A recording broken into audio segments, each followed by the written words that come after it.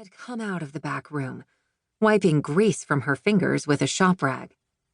She had a cigarette tucked behind her ear, right where her temples were starting to gray. The rest of her hair was silky black and tied back in a ponytail.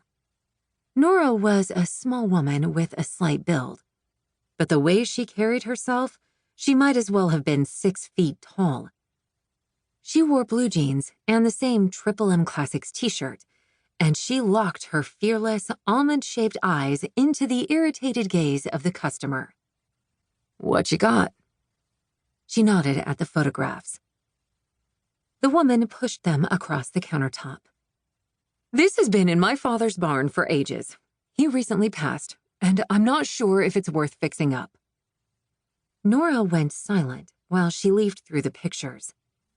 "An old Harley panhead," she murmured. "Sweet. Do you know the year? Looks like a 49. "Yes. How did you know that?"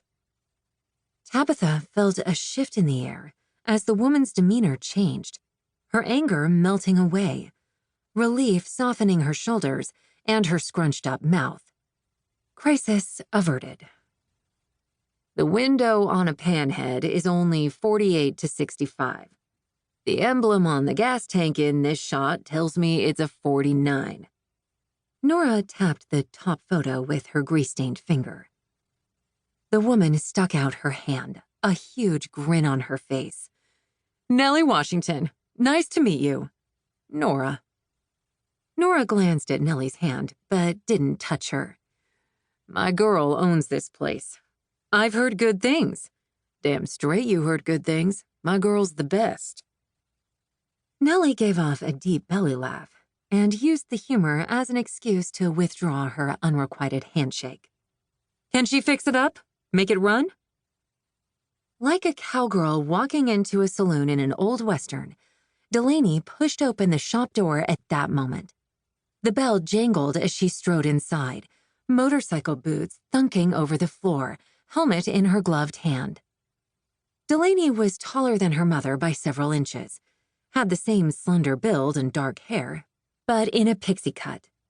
Wyatt, the wandering white pit bull with the brown eye patch, trotted in next to her, still wearing his goggles.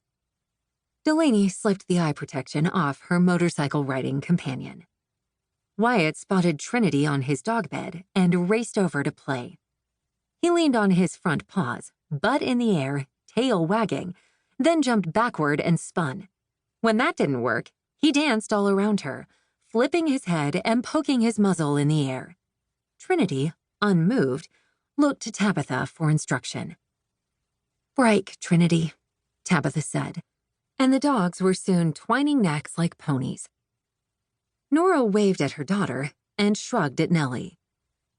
"You'll need to bring the bike in. See what's up. Is it dry?" "Been in the shed, covered up." Nellie's gaze went to Delaney as she neared. "She means, did you drain the carburetor and gas tank?" Delaney clarified, settling her helmet on the counter. "Before you stored it." "Oh." Nellie's face went straight. "I don't know, actually. My father is the one who stored it, once his arthritis got too bad for him to ride." "That'll make a difference," Delaney continued, like she'd been in on the conversation from the beginning. "That and how straight the bike was when it was put up." She glanced at the photos. "A 49 panhead. Cool. Bring it in. We'll take a look." "I will definitely do that. Thank you. My father recently passed away. He used to take me on rides on that bike when I was a little girl." Nellie's voice grew far away, wistful. "We'd go to the general store, and he'd buy me a grape soda. I loved feeling the wind in my hair." Nellie waved a hand. "This was before helmet laws. Anyway." The reminiscent look in Nellie's eyes slid away, and she sniffed deeply. "Are you Delaney?" "Yes, ma'am. Don't worry. I've never met a panhead I can't get going." Tabitha stuffed the rest of the cookie in her mouth and tried to sneak away, her lack of motorcycle knowledge no longer an issue. Her shift was over. She was exhausted.